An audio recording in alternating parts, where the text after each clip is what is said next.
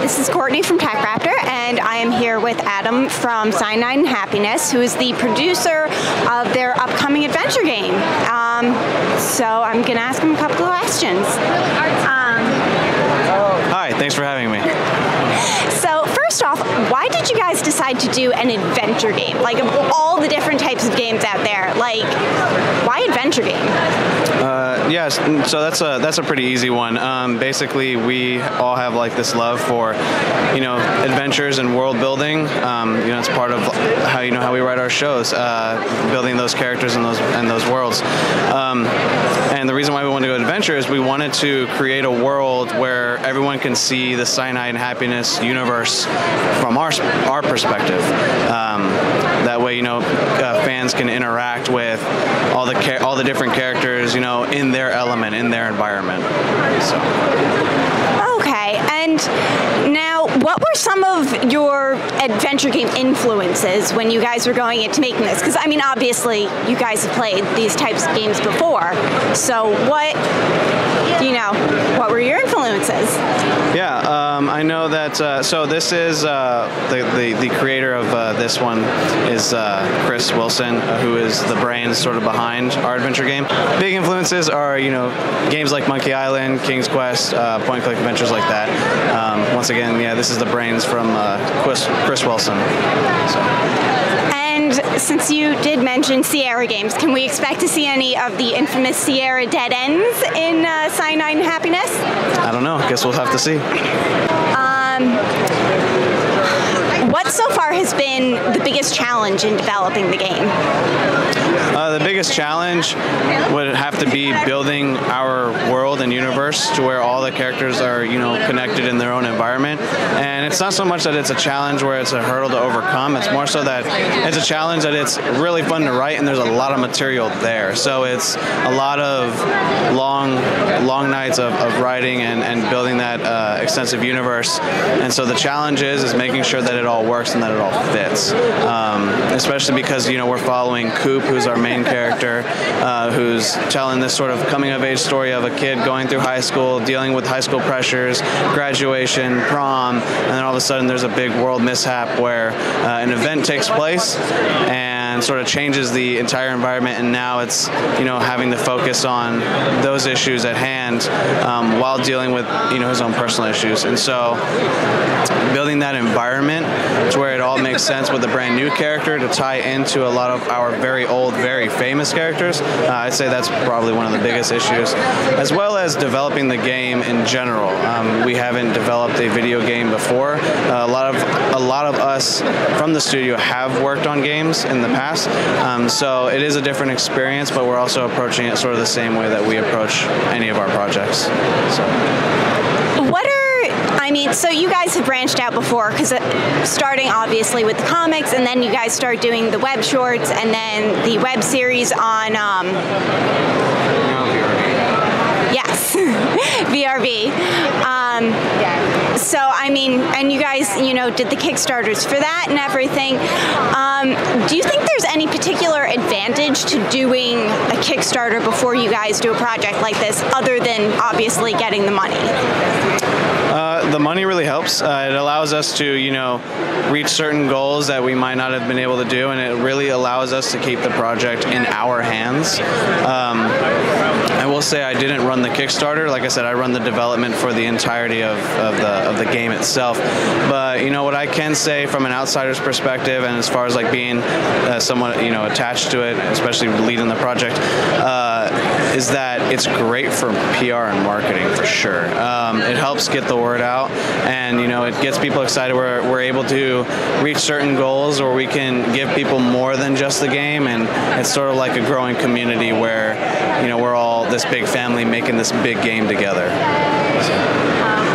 And, well, actually, speaking of the Kickstarter, as of today, right now, it's officially ended, and you guys made it. Congratulations. But you made it within, what, like 24 hours, I think? About 72. Okay, 72. Still, quite an accomplishment. And I know you guys also hit a bunch of your stretch goals for, like, different mini quests, different longer storylines. are the stretch goals like that things that you had kind of planned from the beginning, or is it stuff that, you know, we'll add it as a stretch goal and then we'll see what happens once we hit it? We knew we wanted to do these things. You know, it's just a matter of, as far as production goes, there's certain production costs and whatnot, and so in order to get to that point, you have to reach that certain goal. So we always knew that we wanted to hit these goals, and you know, thankfully to our awesome fans that backed the project, we're now able to hit, you know, an awesome handful of these goals that we can share with everybody, especially, you know, longer story. We hit our Shark Dad stretch goal, so everyone can now play as Shark Dad as our side quest here pretty soon. So we're pretty excited about hitting a lot of those. Yeah, we know we want to do it when we're going in. So. Okay, so it pretty much was planned from the beginning, at least loosely, even if you guys weren't like, okay, so for this quest we're going to do exactly this. Okay, and now how and also when are you guys planning to release it?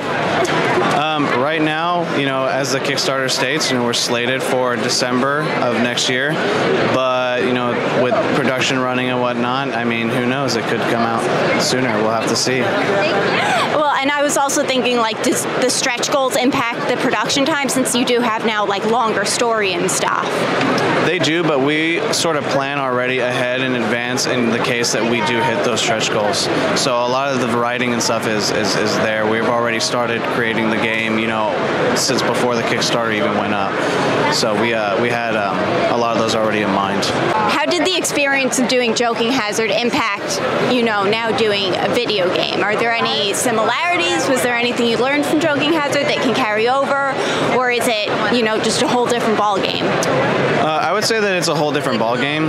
Reason being is that, you know, again, we have multiple founders. We have, you know, Rob Denblaker, Dave McElpatrick, and Chris Wilson. And so Rob headed Joking Hazard, where Chris is heading the game. And the difference there is those are two different things. You have a card game versus a video game. I mean, the development, the production, it's all entirely different. They have their own, you know, strategies as to how you implement designing the game design and whatnot. So it's all very different. You can take some aspects of the similarities as far as the Kickstarters go, because, you know, it's the same fan base, we're the same company, and so there's a little bit of a similarity there, but you can't really rely on one or the other for the other, because once again, they're two completely different things. So you don't really know how it's going to play out, especially because it's new territory for us as far as the game goes. It's, like I said, entirely new production. And so kind of circling back around to Coop, the main character of the game. So he's a new creation for the game. Can we expect to see Coop cross over into any of the comics, any of the shorts? There's potential. As of right now, you know, I can't really say too much about that, but, you know, you never know with what we do. And now, are there any other original characters that you guys are creating for it, or are all of them like ones that have shown up already in the comics and the shorts? No, there are a lot of original characters, so it's going to be pretty fun. There's especially one big baddie that I think is going to be a joy to see. Okay, I think that's about it for my questions, unless there's anything else you'd like to share? We just really are grateful and thankful to all the fans that, you know, help support this project, so that way we can get to not only where we're at, but, you know, where we're trying to head. I mean, this will open, you know, all kinds of doors and possibilities for the future, and I know that we're super stoked for everyone to get their hands on it and play it. So thank you everyone that backed it, and thank you everyone that gets their hands on it and plays it, whether you backed it or not. So thank you.